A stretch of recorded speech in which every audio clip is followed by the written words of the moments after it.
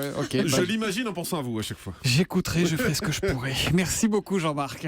Europe 1, il est 9h-5. Thomas Soto, 6h-9h sur Europe 1. Le débrief de la matinale, les temps forts de ce que vous avez entendu ce matin sur Europe 1. Le Front National est-il toujours pour une sortie de l'euro ? David Racheline, sénateur maire Front National de Fréjus, est venu ce matin clarifier un peu la situation. C'était à 8h20.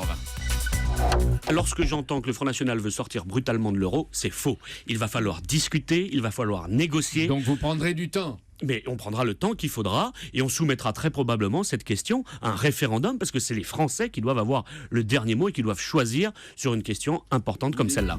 Le député socialiste Pascal Terrasse va remettre tout à l'heure à 18h un rapport sur l'économie collaborative à Manuel Valls. Réussira-t-il après un échec d'Emmanuel Macron ?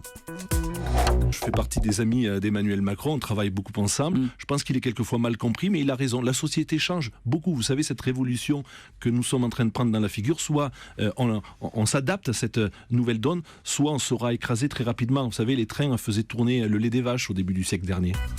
Le gouvernement va également recevoir tout à l'heure les acteurs de la grande distribution, car les négociations avec les industriels s'annoncent déjà très très tendues. Écoutez les explications d'Elisabeth Assayag, c'était à 7h30. Avant même d'avoir parlé du produit, les enseignes demandent des baisses de tarifs comprises entre 5 et 8% par rapport à l'année dernière. Les prix sont toujours plus bas, donc la grande distribution doit refaire ses marges. Pour David Garbous de Fleury-Michon, on est arrivé au bout d'un système à force de vouloir baisser les prix. Si ça continue comme ça, les industriels de l'alimentaire sont déjà en grande difficulté, donc on sera les éleveurs de demain. Voilà pour cette enquête signée Elisabeth Assayag. La Corée du Nord poursuit ses essais. Faut-il s'en inquiéter ? Écoutez ce qu'en pense Olivier Guillard, directeur de recherche Asie à l'IRI. C'était à 6h45. Europe 1 vous répond.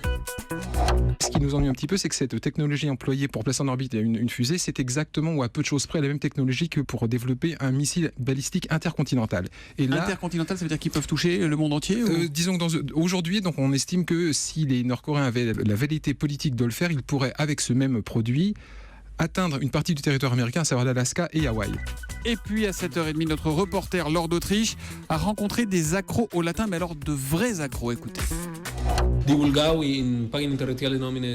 commente des textes d'Horace et de Pétrarque, il joue au Trivial poursuite en latin, il martèle que ce n'est pas une langue morte et qu'on peut aussi parler latin avec du vocabulaire d'aujourd'hui. Facebook, par exemple, se dit liber facierum. L'email se dit epistula electronica. Certains membres du groupe ont appris à parler latin en un an. L'un d'entre eux, géomètre dans la vie, est tellement mordu qu'il parle régulièrement en latin à son fils de 5 ans.